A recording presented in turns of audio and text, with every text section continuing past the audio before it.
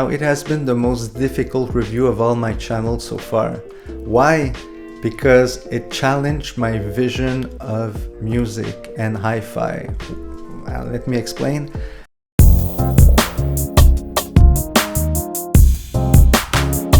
Welcome to the Bast Audiophile with your host, the Bast, an audiophile. Today we review the BillieAmp Mk3 by Heaven11. Now, for those who are familiar with this channel, you know that I have the Mark II. I've bought it 3 years ago for about $2,500 US. Now it's about $3,000 for this integrated amp. What did they have changed? Well, the COVID appears, supply chain have changed, but overall they've done a complete review for the Mark III of the integrated amp. They reviewed the preamp, all the concept. Even they propose a new version now that is that doesn't have all the digital connectors and the DAC and the Bluetooth and the vinyl phono preamp integrated. They just propose 8 RCA inputs. It's called a Spartan version. That's a new thing. It's awesome because for people like me who have a cassette deck, a turntable, a reel-to-reel tuner, CD player, you want connectors to connect these devices. Now, the BillieAmp provides all these features and all these options. We'll go through all the options one by one today. It's a complete guide for the BillieAmp. I hope you'll enjoy it. It took me a lot of time of testing because I had to test all the options one by one, and I didn't want the tubes to intervene, so I used the same tube through all the versions. So you can see right now the 3 versions of the BillieAmp, the Mark II, the Mark III with ICEPower, and the Mark III with Hypex. So you'll get an overall view on the product, and if you're serious to buy this wonderful integrated amplifier, you'll have a complete guide, a complete review of all the features, and you'll be able to select the one you want. First of all, I'd like to thank Itai and Sylvain for their time and their generosity doing this review. I had full access to the company's product, so I was able to do this review for you today. This integrated amplifier really stormed the market when they came out because it has some tube preamp, analog circuits, with a digital power amp. So it was a great combination, very transparent, very powerful for a small box, very versatile, and the sound was really, really neat. Even people, when the Mark II came out, said there was some tube magic, even if it was a digital amp. What's really fantastic about this amp, beside the sound, is it's so easy to use. The nods are super comfortable and responsive. The changes of channel is straightforward, and the look is fantastic. The learning curve of this integrated amplifier could not be shorter. They made it very easy to use, and there's tons of features that are very instinctive, so you don't have to read manuals to operate this amplifier. It's pretty straightforward. Now, it has been the most difficult review of all my channels so far. Why? Because it challenged my vision of music and hi-fi. Well, let me explain.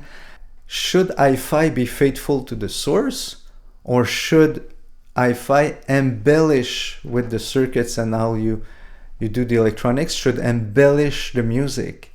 And that's the whole challenge I had during this review. What we have to know is that the preamp has been designed by the same engineer who did the tenor amplifiers, so it's very well high-end respected brand, and they completely redid that at Heaven11 for the Mark III. They at Heaven11, when they redesigned the Mark III, rethought about the whole product and the whole philosophy of the product. So the version that I own, the Mark II, has inverted circuits which create a little compression that adds some effect on the sound. But for the Mark III, the engineering team decided to go full in transparency. So the amp is very, very, very, very, in the Mark III, very faithful to the source. That's the goal they had. They really know what they're doing. They consciously redid their circuits to be not inverted, to be straightforward, to be more faithful to the source. They have a sound philosophy that they want to respect, and they do everything they can to reach their goal, which is fantastic, and they always try to improve. Many of you will prefer the Mark III versions with this new approach. They're all from the same family, they all like siblings, so you can tell it's the same sound, but there's slight differences. When you play music on the old BillieAmp that I have, the bass is magical. It resonates, it vibrates. Why? Because there's compression because of the inverted circuits. Now for the Mark III, Heaven11 clearly decide to go for more a transparent approach, so less interpretation of the files and the source, and more of truthful and faithful reproduction of sound. What it means though is that music is a little bit more lean, where the Mark II had more oomph and more added more flavor to the sound. So I got lots of challenge doing that review, because what are you looking for? Where do you want to go? Do you want to go in enjoyment of music, or do you want to go into respect of the source and the artist? Now, how does the Hypex versus ICEPower sound? ICEPower was developed by Bang & Olufsen, and the bass is quite present and clearly defined. But the Hypex version has a sound that is more detailed, more present in the mids and the highs. Lots of transparency from the source, and the high frequencies will be more present, and the air and the sound stage might be a little bit better, but at the same time a little bit leaner. So the ICEPower has more oomph, more power behind it. Not power, it's more richness, it has more structure. But the Hypex has more details and is a little bit more lean. So it's a choice of sound. I prefer personally the ICEPower that is present in the Mark II and the Mark III. I have to recognize that a lot of people will prefer the Hypex version with the Mark III amplifier for the transparency and the details of the highs and the mids. But personally, as we have seen in episode 89, when I had my ears checked, we have seen that the very high frequencies I don't hear much anymore. So that's why maybe I enjoy more the bass and the mid-range of the frequencies, but I still hear very high frequencies, but I'm less sensitive than the norm for the very high frequencies. So that might be one of the reasons why I prefer the ICEPower version than the Hypex one, but who knows. Some people would prefer the Hypex version of the Mark III because it's more ample, it's more grand, it's more detailed, but it's more lean. If you have a subwoofer, you'll see the big difference between the ICEPower and the Hypex platform, because they have a clear difference in the treatment of bass. Some school of people will prefer more the ICEPower version, some people will prefer the Hypex version. It's really, there's no good ones or better ones. I mean, they're good, both of them, and they're just different. It's a matter of what you want out of music. Now the Spartan version is a tremendous option, like for anyone who think is gonna upgrade his parts and his gear over time. So if you intend to use different devices for your music, let's say you have a cassette deck, you have a turntable, you have a DAC with streaming, you have a CD player, a reel-to-reel, or a tuner. You have all these different options. You will go for the Spartan and on the BillieAmp. It's one of the rare amps that offers you that many connectors, RCA connectors, so they have 8. Compared to other amps that have 2 or 3 connectors, this one can cover you as an audiophile. I had this remote control for the Mark II. It doesn't work well because you have to be really close to the amplifier, which is not the point of having a remote control.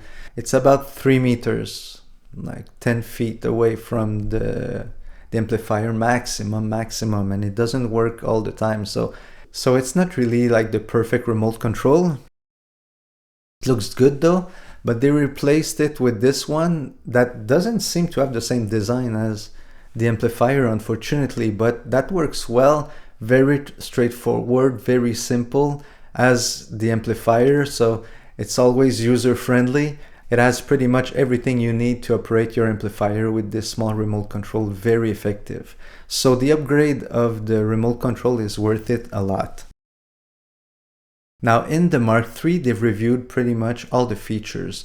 We'll start with the Bluetooth. Now they have an antenna, so the Bluetooth is way more stable, way more effective. That's a nice plus with the Mark III versus the Mark II. Also, they've reviewed the DAC, so now they have a dual ESS chip, way better. It's worth the upgrade if you intend to use the DAC in the classic version of the BillieAmp Mk3. The headphone amp, you can change, you can upgrade. It's worth it a lot. You can see now the parts that are used for the new headphone amp are really bigger. They're really more effective. The sound is very different. So if you have the opportunity to upgrade the headphone amp, if you're gonna use headphones with your amplifier, I highly recommend to upgrade to the new headphone amp that they've developed. The sound is more lush, more profound, more powerful. You get much more from music with the new headphone amp.